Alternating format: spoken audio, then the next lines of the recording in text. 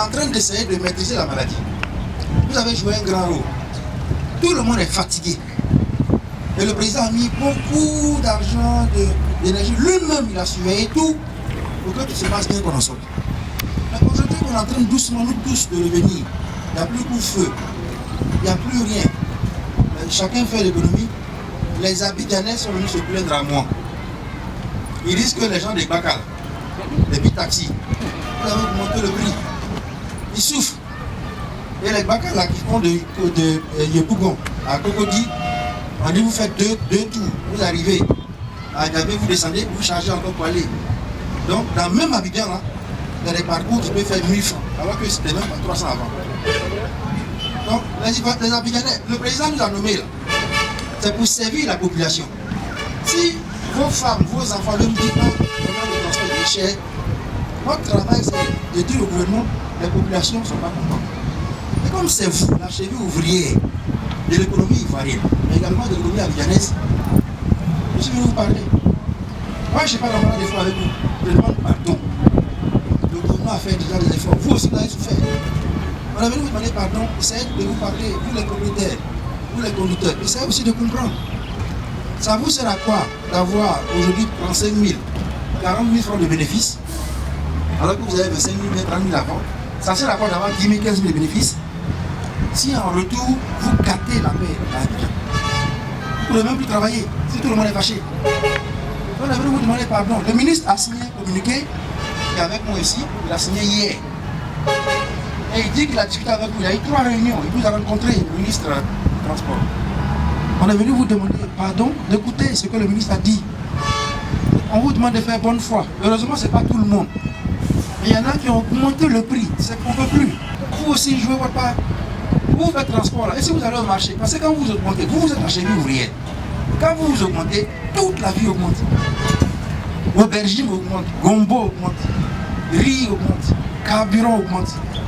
Tout augmente parce que c'est vous qui transportez tout. Donc la base de fixation des prix là, c'est vous. Nous, on est venu vous voir pour vous demander pardon. Vous avez engagé déjà, c'est pourquoi je suis venu avec le président des consommateurs, le président de DG, le conseil, pour vous dire essayez de participer aussi.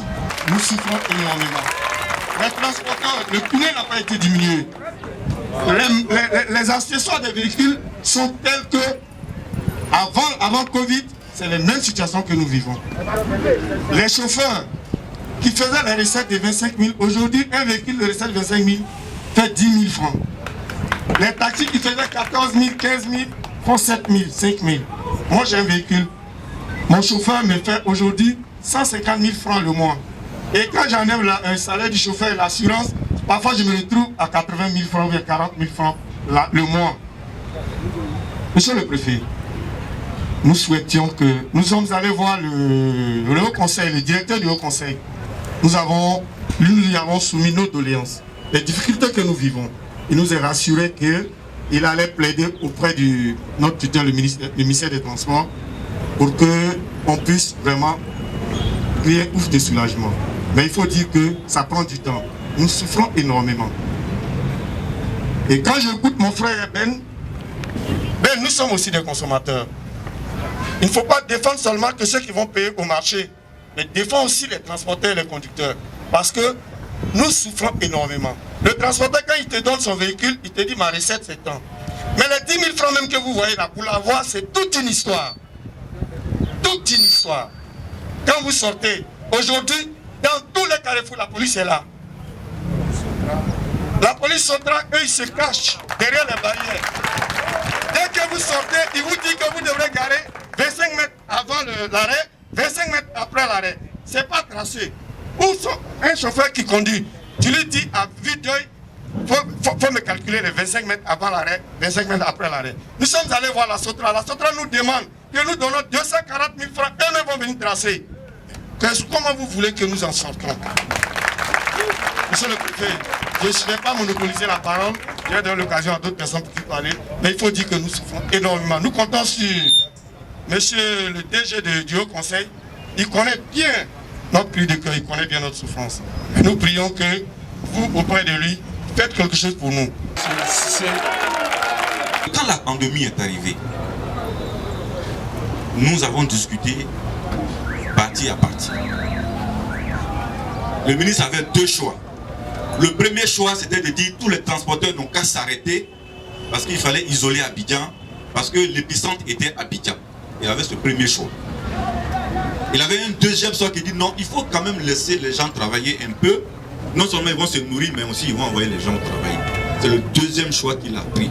Et c'est ce qui nous a permis à nos taxis communaux, à nos taxis compteurs, à nos minicars de pouvoir travailler, même si c'est à perte, mais en tout cas de pouvoir travailler. Et quand on a commencé ce travail, il fallait montrer la bonne foi.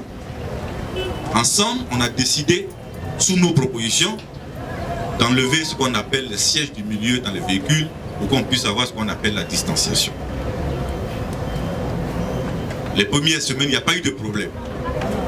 Après, dans les calculs financiers, au niveau des minicars, comme au niveau des taxis communaux, ils se sont rendus compte que ce n'était pas rentable. Et aussi, ils avaient deux choix. Ou il fallait garer carrément tous les véhicules parce que ce n'est plus rentable. Ou alors, il fallait continuer de travailler pour rendre service un peu à l'économie. Et aussi, ils ont choisi la première partie, travailler même si c'est difficile. Donc, dans ces calculs qui étaient extrêmement difficiles aux uns et aux autres, on a appris après qu'il y a eu ce qu'on appelle des ajustements. Les gens parlent d'augmentation, mais nous on appelle ajustement. Parce qu'en fait, il n'y a pas d'augmentation de transport en Côte d'Ivoire. D'ajustement technique. Ça peut plaire comme ça peut ne pas plaire, mais ça a été un ajustement. C'est là qu'est intervenu les sons de cloche qui ont dit que les transports ont fait ce qu'on appelle une augmentation. Je pense que comme c'est un dialogue, aujourd'hui on n'est pas venu pour se justifier. Je ne vais pas mettre d'autres choses sur la place publique et le dialogue est enclenché. Et je pense que, s'il plaît à Dieu, jusqu'à la fin de la semaine, grâce aux efforts aussi du gouverneur, le Haut Conseil et tout le monde, la fumée blanche doit sortir d'ici la fin de la semaine. Donc, je pense que aucun consommateur ne va s'attaquer à un véhicule de transport, ne va pas empêcher un véhicule de circuler. Et entre vous, les DGLAD, vous pouvez vous parler entre vous. Parce que tu dis non, on me dit de ne pas remplir, donc j'augmente. Mais tu augmentes et puis tu remplis. Moi j'ai des photos des cars ici, remplis, mais qui prennent 12 000, 13 000 parce que c'est Covid. Ça aussi c'est pas normal. Donc déjà, on va revenir en arrière. Je tenais à remercier les uns et les autres et on reste derrière le dialogue, et parce que c'est le pays d'où il faut gagner. Je vous remercie. Il faut dire qu'il y a eu une importante, cette rencontre avec le préfet de région, préfet du département d'Abidjan, a été une rencontre très importante qui a permis à M. le préfet d'expliquer les préoccupations liées à la mauvaise compréhension que les uns et les autres avaient sur les questions de tarification pour le transport des populations.